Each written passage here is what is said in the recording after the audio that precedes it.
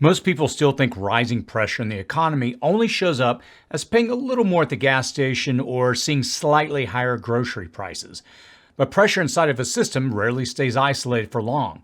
Fuel costs move into shipping, shipping moves into food prices, heat waves strain the grid, storms disrupt distribution, insurance rises, utilities rise, household budgets tighten, and when multiple pressure points start hitting at the same time, even normal everyday items suddenly become harder to find, more expensive, or far more stressful to deal with during emergencies.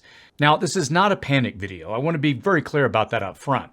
I do not think society is collapsing next month, but I do think we're entering a summer where extreme heat, grid strain, storm activity, wildfire season, rising household costs, growing infrastructure stress, these are all starting to stack on top of each other. And historically, when pressure starts building across multiple systems at the same time, the people who wait until the problem becomes obvious are usually the ones paying the highest prices, standing in the longest lines and scrambling the hardest afterward. Preparedness is really about one thing: creating margin before everyone else suddenly realizes they need it as well. So in today's video, I want to walk you through 20 preparedness items I would personally prioritize getting before July 15th while things are still relatively calm. Each of these items we cover, I'll provide links to in the description and comment section below if you want to pick any up. So let's jump into it. Fuel and energy. Item number 1, vehicle maintenance supplies. One category I think people underestimate right now is basic vehicle maintenance supplies. Not just motor oil, but oil filters, coolant, air filters, windshield fluid, tire repair kits, jumper packs, and other simple maintenance items.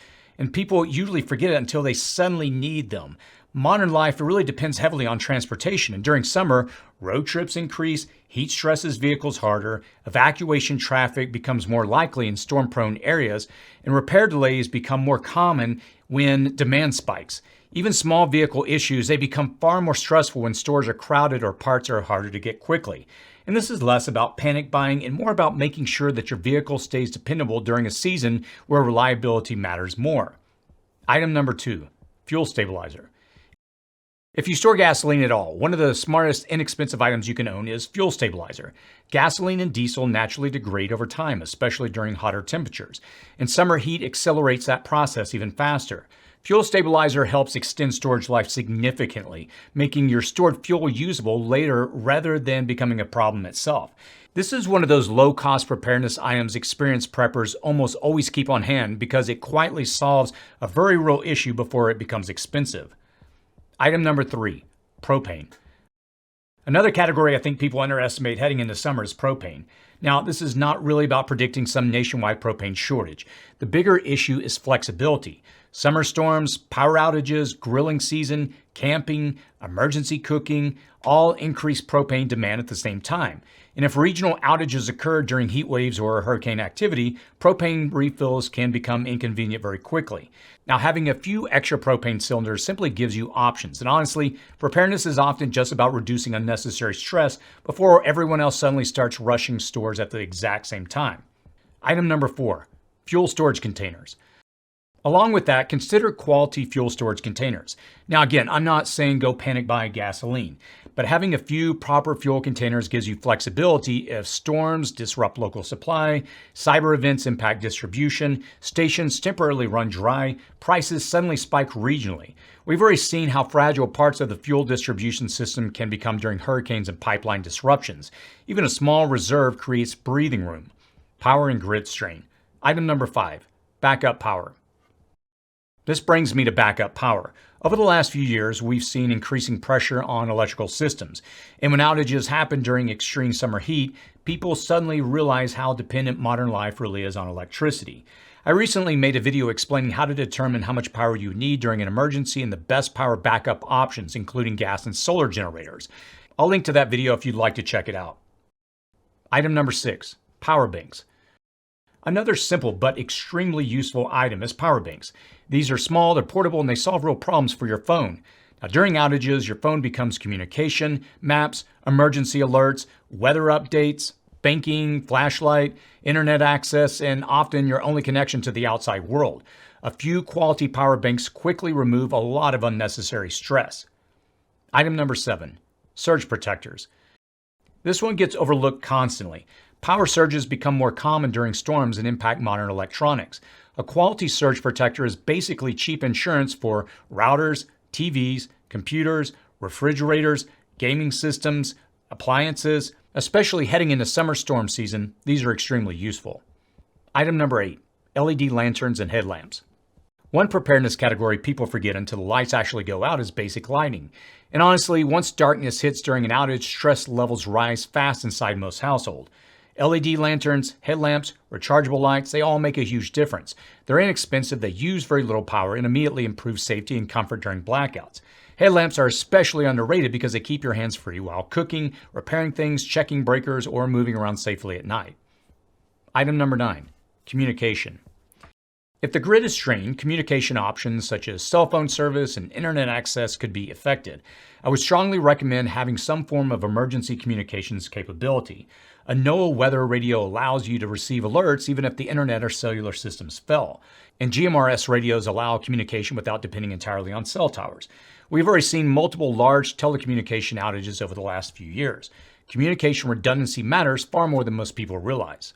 Food and supply chains. Item number 10. Long shelf life food.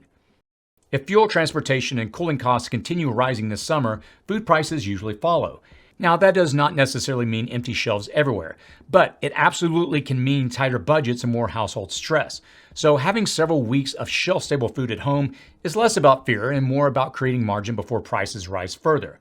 Good options include rice, beans, pasta, oats, canned foods, freeze-dried meals, and honestly, I would rather slowly build extra food reserves now than suddenly realize I'm paying significantly more later. Item number 11, coolers and reusable ice packs. This is one category I think more households should prioritize. When outages happen during summer heat, refrigeration becomes a major problem very quickly. Coolers and reusable ice packs help preserve food, protect medications, transport supplies, buy valuable time during outages. And even if you already have backup power, having layered redundancy really matters because systems fail, batteries drain, outages last longer than expected, and preparedness works best when you have multiple fallback options. Item number 12, electrolytes. This is one of the most underrated preparedness items you can buy. Heat exhaustion and dehydration becomes far more common during summer outages, especially in hotter states. Electrolytes are inexpensive, easy to store, lightweight, extremely useful, especially if someone gets overheated, sick, dehydrated, physically exhausted during extreme temperatures, and this is one of those small items that quietly becomes very important at the worst possible time. Item number 13, cooking oil. Cooking oil is another item people rarely think about until prices suddenly jump. And because it's tied into agriculture, transportation, processing, global commodities, fuel costs, it can move surprisingly fast during periods of economic pressure. Having extra cooking oil stored away is simple, inexpensive, and practical. Item number 14, chest freezer. This is one more of those strategic preparedness purchases. A chest freezer gives you flexibility. It allows you to buy in bulk, reduce grocery trips, take advantage of sales, build more household margin against rising food costs, and if paired with backup power, it becomes even more valuable. A lot of preparedness really comes down to increasing options, and that's exactly what that does. Water and cooling. Item number 15, water storage. Water remains one of the most important preparedness categories there is, and during summer, demand increases significantly. If you experience outages, water main breaks, wildfire evacuation, storms, infrastructure failures, stored water becomes critical very quickly. Even basic water containers stored in a garage or closet can dramatically reduce stress during disruptions. Item number 16, water filtration. Another upgrade I strongly recommend is water filtration. Compact systems like Sawyer filters, live straws, Katadyn hand pump are inexpensive and extremely valuable if water access becomes disrupted temporarily. These are small items that solve very large problems. Item number 17, rechargeable fans. One thing I think many people are underestimating this year is heat. Forecasts are already showing above average temperatures in many regions, and if critical systems start experiencing strain from increased AC demand, even short outages during extreme heat can become miserable very quickly. Rechargeable fans are honestly one of my favorite low-cost preparedness items. They use very little power, they dramatically improve comfort, they make sleeping possible during outages, and people often focus only on survival during emergencies, but comfort matters as well, because the more uncomfortable people become, the faster stress turns into panic. Medical and health. Item number 18, over-the-counter medications.